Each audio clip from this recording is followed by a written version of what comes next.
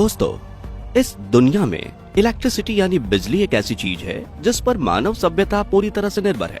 लेकिन क्या आप जानते हैं कि घर में एक स्विच ऑन करके लाइट, पंखे, एसी और फ्रिज जैसी इलेक्ट्रिक उपकरण चालू करना जितना आसान है, इस बिजली को बनाना उतना ही ज्यादा मुश्किल। अब वैसे तो बिजली बनाने के लिए दुनिया भर में thermal, nuclear, hydro, wind, solar और बायोमास जैसे कई तरह के पावर प्लांट मौजूद हैं। मगर आज भी पूरे भारत की 75% बिजली सिर्फ कोयले से चलने वाले थर्मल पावर प्लांट में ही बनती है। और आज की इस खास पेशकश में हम जानेंगे कि आखिर कोयले से बिजली कैसे बनती है और फिर उसे बड़ी बड़ी तारों के जरिए हमारे घर तक कैसे पहुंचाया जाता है। लेकिन उसके पहले नए दर्शक जल्दी से चैनल को सब्सक्राइब करके पास वाली घंटी जरूर बजा दीजिए। दोस्तों, बिजली बनाने के लिए जिस चीज का सबसे ज्यादा इस्तेमाल किया जाता है वो है कोयला। और भारत सरकार के कोयला मंत्रालय के मुताबिक देश में 75% बिजली का उत्पादन कोयले से चलने वाले पावर प्लांट से ही होता है। इन पावर प्लांट्स के लिए एक बड़ी जगह की जरूरत होती है जहां पानी की आपूर्ति के लिए एक रिजर्वायर भी बनाया जा सके। इसलिए भारत में ज्यादातर पावर प्लांट्स नदी के किनारे ही बने हुए हैं। ये प्लांट्स आमतौर पर 2 से 3 किलोमीटर के एरिया में फैले रहते हैं, जिनका आधे से ज्यादा हिस्सा कोयले ही घेर लेते हैं। लेकिन इस कोयले को इतना ज्यादा अहमियत क्यों दी जाती है, आइए विस्तार से समझते हैं। दोस्तों, 1000 मेगावाट का कोल प्लांट एक दिन में 9000 टन से भी ज्यादा कोयले का इस्तेमाल करता है। यानी कि अगर एक मालगाड़ी में 100 टन कोयले के 90 डब्बे हैं तो उस पूरी मालगाड़ी का इस्तेमाल एक ही दिन में हो जाएगा। यानी कि एक साल के लिए कोयले से भरी 365 ट्रेन की जरूरत होगी। वहीं बड़े पावर प्लांट के लिए इससे भी ज्यादा कोयले की जरूरत पड़ती है। अब बिजली बनाने के लिए बॉयलर से लेकर टरबाइन और जनरेटर तक कई बड़े बड़े उपकरणों को चलाने की जरूरत पड़ती है, जिन्हें चालू करने में ही कई घंटे लग जाते हैं। ऐसे में कोयले से चलने वाला पावर प्लांट 24 घंटे काम करता रहे तो ही सस्ते में बिजली बन सकती है।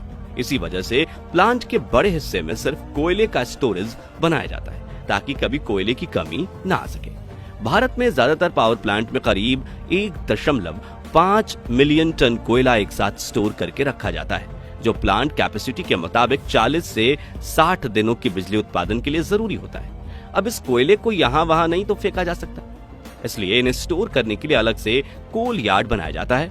जब मालगाड़ियां पावर प्लांट्स के बेशकीमती खजाने यानी कोयले को लेकर प्लांट में पहुंचती हैं तो एक एक करके सभी डब्बे को अलग किया जाता है और पानी के फव्वारों के नीचे से गुजारा जाता है, जिससे कोयला थोड़ा गीला हो जाता है ताकि जब आगे डिब्बों को पलटने की बारी आए तो डस्ट ना उड़े।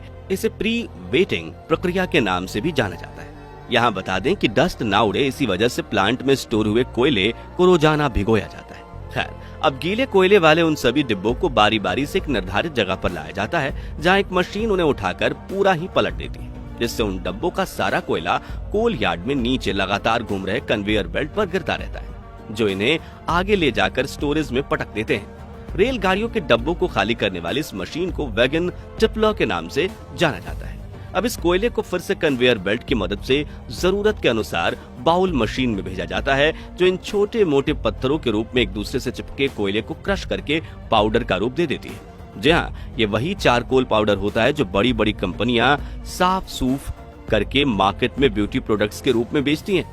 कोयले को पाउडर में बदलने से इनका सरफेस एरिया बढ़ जाता है, अशुद्धियां अलग करने में सहायता मिलती है और पाउडर फॉर्म में ये ज्यादा अच्छे से जल पाता है। इसके बाद इस ब्लैक पाउडर को कन्वेयर बेल्ट के जरिए ही विशालकाय बॉयलर में भेजा जाता है, जहां ये कोयला तुरंत आग पकड़ लेता है। अब पूरी तरह से जलने के बाद कोयले की जो भारी राख होती है वो नीचे गिर जाती है, जिसे बॉटम ऐश के नाम से जाना जाता है, जिसे कन्वेयर बेल्ट की मदद से ट्रांसपोर्ट करके किसी खाली जगह पर रखा जाता है ताकि बाद में इत्मीनान से इसका निकाल कर यूज किया जा सके। वहीं जो हल्की राख होती है वो ऊपर उठती है। इस राख को फ्लाई ऐश कहा जाता है और इसे चिमनी के जरिए फिल्टर करके वातावरण में छोड़ दिया जाता है। इस तरह पावर प्लांट में सबसे अहम भूमिका निभाने वाले कोयले का काम खत्म हो जाता है। लेकिन अब भी बिजली बनाने का 50% काम बाकी है। अब कोयला जलने की वजह से जो आग बनी थी वो बॉयलर से होते हुए उस सेक्शन में पहुंच जाती है जहां काफी ज्यादा वाटर ट्यूब्स होती हैं जिनमें पानी भरा रहता है। ये सभी ट्यूब्स हीट करके पानी को स्टीम यानी भाप में बदल देती हैं। अब जब ये स्टीम सुपर हीट हो जाती है तो पाइप का आगे वाला हिस्सा खोल दिया जाता है, जिससे स्टीम उन्हीं पाइप से ट्रेवल करते हुए आगे पहुंचती है। यहाँ गौर करने वाली बात यह है कि स्टीम और आग के साथ डील करने वाले इन पाइप के अंदर और बाहर दोनों तरफ इंसुलेशन की लेयर लगी होती है, ताकि भाप का तापमान ट्रेवल करते वक्त घट न जाए। दोस्तों, अब हम भाप को लेकर पावर प्लांट के उस हिस्से में पहुंचे जिसके बिना बिजली बनाना नामुमकिन है। जहां हम बात कर रहे हैं टरबाइन की, जो पाइप से निकली स्टीम यानी हाई प्रेशर वेपर की मार खाते हुए तेजी से घूमने लगती है। इस दौरान टरबाइन की ब्लेड भाप की ऊष्मा और दबाव को अपने ऊपर ले लेती है, जिससे धीरे धीरे स्टीम ठंडी होने लगती है। इसी वजह से स्टीम के कांटेक्ट में आने वाला टरबाइन का पहला भाग हाई प्रेशर टरबाइन के नाम से जाना जाता है, और जो हिस्सा सबसे आखिरी में स्टीम के कांटेक्ट में आता है उसे लो प्रेशर टरबाइन कहा जाता है। अब टरबाइन के घूमने की वजह से एक हाई मैकेनिकल एनर्जी जनरेट होती है, जिसे तुरंत एक बड़े जनरेटर में भेजा जाता है, और इसी मैकेनिकल पावर की वजह से उस जनरेटर की मैग्नेटिक फील्ड डिस्टर्ब हो जाती है और उनमें इलेक्ट्रिसिटी जनरेट होने लगती है।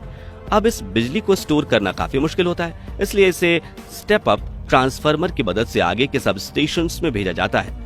अब यहाँ साधारण ट्रांसफार्मर की जगह स्टेप अप ट्रांसफार्मर का इस्तेमाल इसलिए किया जाता है क्योंकि ये बिजली का वोल्टेज बढ़ा देता है, ताकि ट्रेवल करने के दौरान ज्यादा पावर लॉस ना हो। ये ट्रांसफार्मर बिजली की जरूरत के हिसाब से 7200 से लेकर 3,45,000 वोल्ट की एक्स्ट्रा हाई वोल्टेज के साथ सप्लाई कर सकते हैं।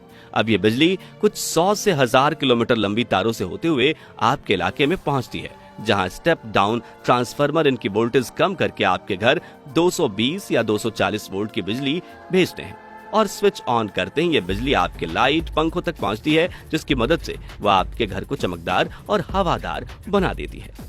अब आपके घर में तो बत्तियां जल गईं, लेकिन हमें एक बार फिर से पावर प्लांट में चलना होगा, क्योंकि वहां एक और इम्पोर्टेंट प्रोसेस बाकी है, और ये प्रोसेस है स्टीम को ठंडा करके फिर से पानी में बदलना, ताकि उसका फिर से इस्तेमाल किया जा सके।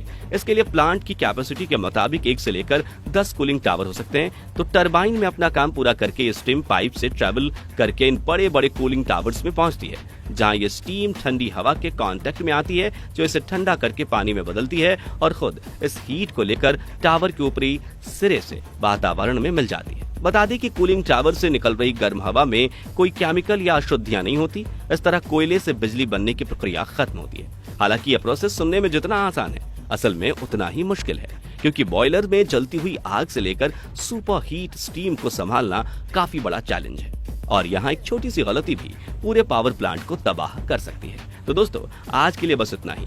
अब आप कमेंट्स में बताइए कि आप हर महीने बिजली पर कितने पैसे खर्च करते हैं। वीडियो अच्छा लगा हो तो इसे लाइक और शेयर कर